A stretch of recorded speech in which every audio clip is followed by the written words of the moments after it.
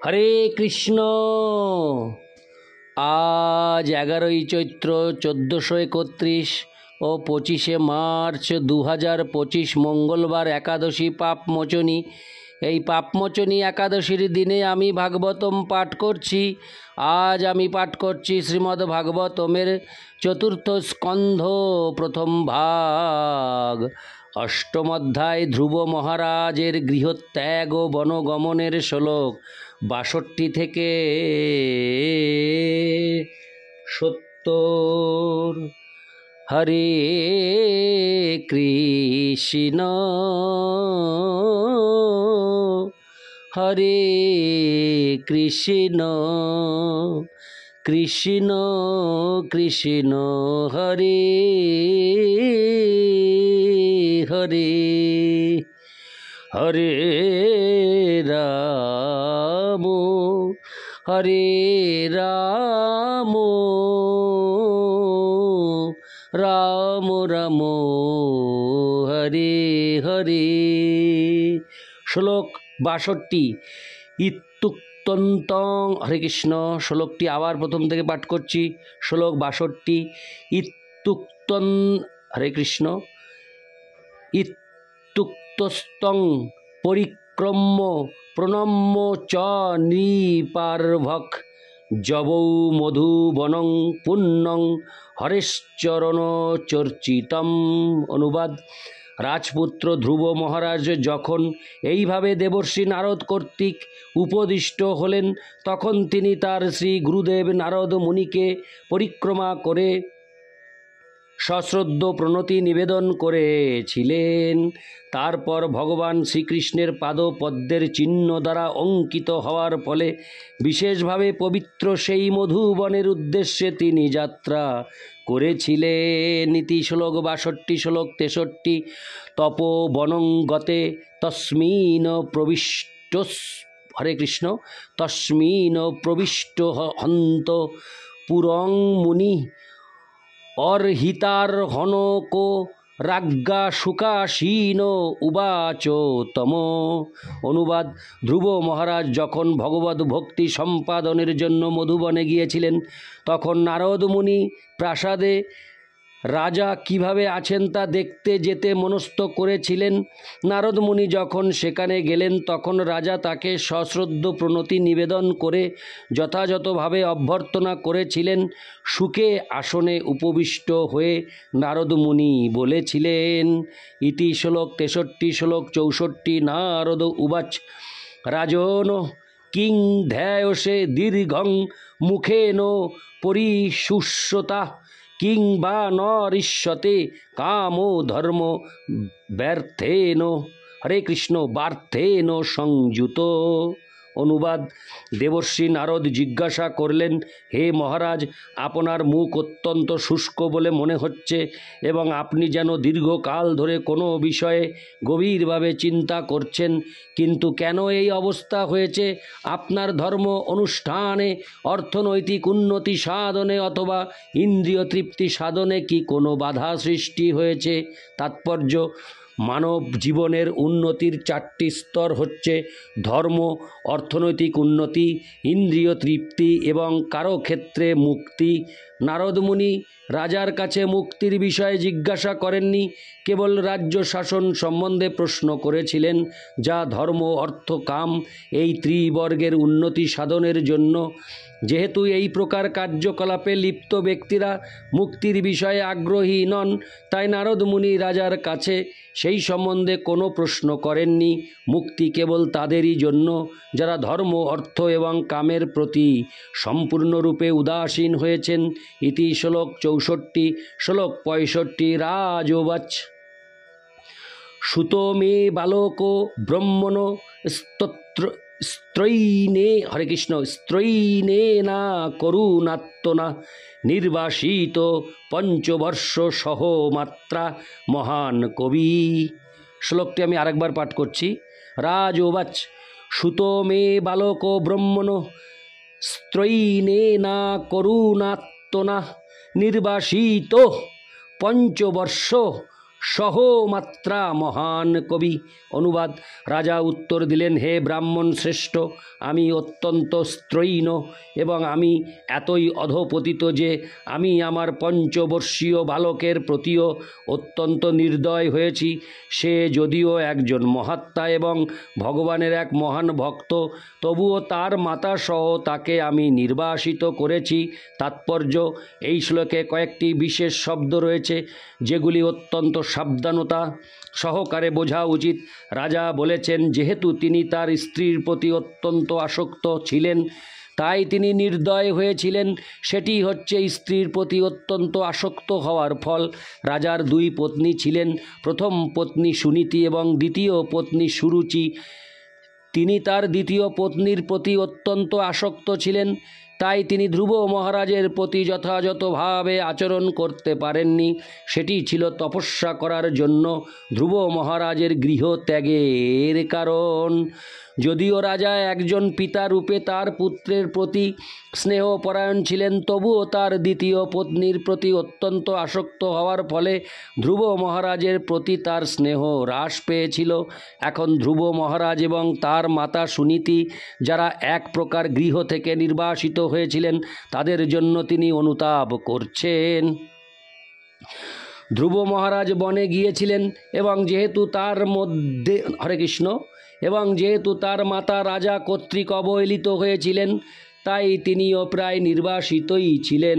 রাজা তার পঞ্চবর্ষীয় পুত্র ধ্রুবকে নির্বাসিত করার ফলে অনুতাপ করেছিলেন। পিতার পক্ষে কখনোই তার পুত্র অথবা পত্নীকে নির্বাসিত করা অথবা তাদের ভরণ পোষণে অবহেলা করা উচিত নয়। তাদের উভয়ের প্রতি অবহেলা করার ফলে তিনি অত্যন্ত বিষণ্ণ হয়েছিলেন এবং তার মুখ শুষ্ক বলে মনে হয়েছিল।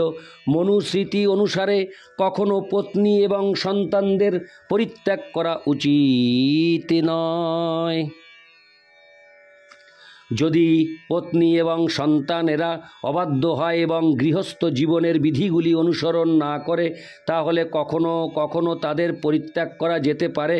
কিন্তু ধ্রুব মহারাজের ক্ষেত্রে তা প্রযোজ্য ছিল না, কারণ ধ্রুব মহারাজ ছিলেন অত্যন্ত শিষ্ট এবং বাধ্য। অধিকন্তু তিনি ছিলেন ভগবানের একজন মহান ভক্ত। এই প্রকার ব্যক্তিকে কখনো অবহেলা করা উচিত নয়।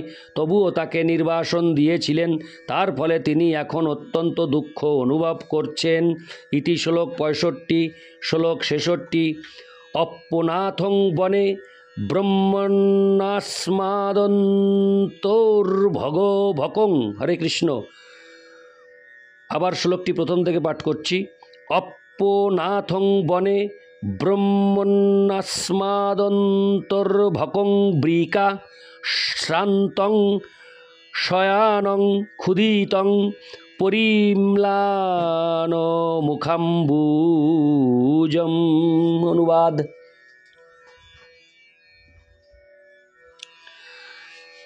হে ব্রাহ্মণ, আমার পুত্রের মুখমণ্ডল ঠিক একটি পদ্মফুলের মতো। আমি তার বিপজ্জনক অবস্থার কথা চিন্তা করছি। সে অরক্ষিত এবং সে হয়তো অত্যন্ত ক্ষুধার্ত। বনের কোথাও সে হয়তো শুয়ে আছে এবং নেকড়েরা তাকে খাওয়ার জন্য হয়তো আক্রমণ করেছে। ইতি শ্লোক 66। শ্লোক 67। অহো মে বৎ দৌরাত্তং স্ত্রীজিতস্যোপধারয় জোহংকং প্রেমনারুরুক্ষন্তং নাভ্যোনন্দমসত্তম। অনুবাদ: হায়, ভেবে দেখুন আমি আমার স্ত্রীর কত বশীভূত। আমার নিষ্ঠুরতার কথা একটু কল্পনা করুন। প্রেমবশে আমার সেই সুপুত্র আমার কোলে ওঠার চেষ্টা করেছিল, কিন্তু আমি তাকে আদর করিনি, এমনকি ক্ষণিকের জন্য আমি তাকে স্নেহ সম্ভাষণ করিনি। ভেবে দেখুন আমি কত নির্দয়।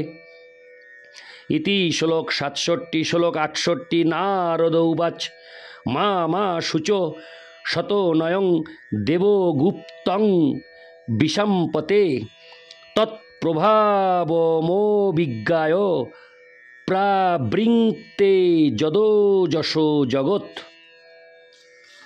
হরে কৃষ্ণ হরে কৃষ্ণ হরে কৃষ্ণ কৃষ্ণ কৃষ্ণ হরে হরে, হরে রাম রাম রাম হরে হরে। অনুবাদ: দেবর্ষি নারদ উত্তর দিলেন, হে রাজন, আপনি আপনার পুত্রের জন্য শোক করবেন না।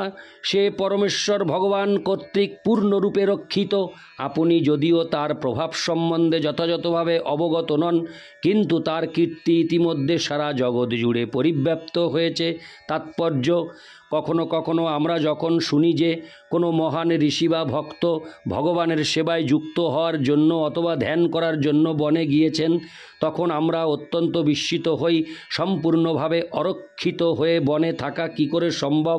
সেই প্রশ্নের উত্তরে মহান আচার্য নারদমুনি বলেছেন যে তারা পরমেশ্বর ভগবানের দ্বারা সম্পূর্ণরূপে রক্ষিত হন। শরণাগতি বা আত্মসমর্পণের অর্থ হচ্ছে যে পরমেশ্বর ভগবান যে শরণাগত আত্মাকে সর্বতোভাবে রক্ষা করেন সেই সম্বন্ধে সুদৃঢ় বিশ্বাস থাকা। তাই ভগবত ভক্ত কখনোই নিঃসঙ্গ বা অরক্ষিত নন। ধ্রুব মহারাজের স্নেহপরায়ণ পিতা মনে করেছিলেন যে তার 5 বয়স্ক শিশু পুত্রটি হয়তো বনে এক অত্যন্ত বিপজ্জনক পরিস্থিতিতে রয়েছে, কিন্তু নারদ মুনি তাকে আশ্বাস দিয়েছিলেন, আপনার পুত্রের প্রভাব সম্বন্ধে আপনার যথাযথ ধারণা নেই। এই ব্রহ্মাণ্ডের যে কোনো স্থানে কেউ যখন ভগবত ভক্তিতে যুক্ত হন তিনি কখনোই অরক্ষিত থাকেন না। হরে কৃষ্ণ, থাকেন না। ইতি শ্লোক 68। শ্লোক 69। সুদুষ্করং কর্ম কৃত্তা লোকপালৈরপি প্রভু ঐশ্বত্য চিরত রাজনো যশ বিপুলয়ংস্তব। অনুবাদ: হে রাজন, আমার পুত্র অত্যন্ত সুযোগ্য। সে এমন কার্য সম্পাদন হরে কৃষ্ণ সে এমন কার্য সম্পাদন করে যা মহান রাজা এবং ঋষিদের পক্ষেও অসম্ভব। অচিরেই সে তার কার্য সম্পাদন করে গৃহে ফিরে আসবে। আপনি জেনে রাখুন যে সে সারা জগৎ জুড়ে আপনার যশও বিস্তার করবে। তাৎপর্য: এই শ্লোকে ধ্রুব মহারাজকে নারদমুনি প্রভু বলে বর্ণনা করেছেন। এই শব্দটি পরমেশ্বর ভগবানের ক্ষেত্রে প্রযোজ্য। কখনো কখনো শ্রী গুরুদেবকে প্রভুপাদ বলে সম্বোধন করা হয়। প্রভু মানে হচ্ছে পরমেশ্বর ভগবান এবং পাদ মানে হচ্ছে পদ। বৈষ্ণব দর্শন অনুসারে শ্রী গুরুদেব পরমেশ্বর ভগবানের স্থান গ্রহণ করেন, অর্থাৎ তিনি হচ্ছেন ভগবানের প্রতিনিধি। ধ্রুব মহারাজকেও এখানে প্রভু বলে সম্বোধন করা হয়েছে, কারণ তিনি হচ্ছেন একজন বৈষ্ণব আচার্য। প্রভু শব্দটির আরেকটি অর্থ হচ্ছে ইন্দ্রিয়ের স্বামী। ঠিক স্বামী শব্দটির মতো এখানে আরেকটি মহত্বপূর্ণ শব্দ হচ্ছে সুদুষ্করম, যা করা অত্যন্ত কঠিন। ধ্রুব মহারাজ কী কার্য গ্রহণ করেছিলেন? জীবনের সবচাইতে কঠিন কাজ হচ্ছে পরমেশ্বর ভগবানের প্রসন্নতা বিধান করা, এবং ধ্রুব মহারাজ তা করতে সক্ষম হয়েছিলেন। আমাদের স্মরণ রাখতে হবে যে ধ্রুব মহারাজ চঞ্চল হরে কৃষ্ণ ধ্রুব মহারাজ চঞ্চল ছিলেন না। তিনি তার উদ্দেশ্য সাধনের জন্য দৃঢ় প্রতিজ্ঞ ছিলেন এবং সেই কার্য সম্পাদন করার পরেই কেবল তিনি গৃহে প্রত্যাবর্তন করবেন।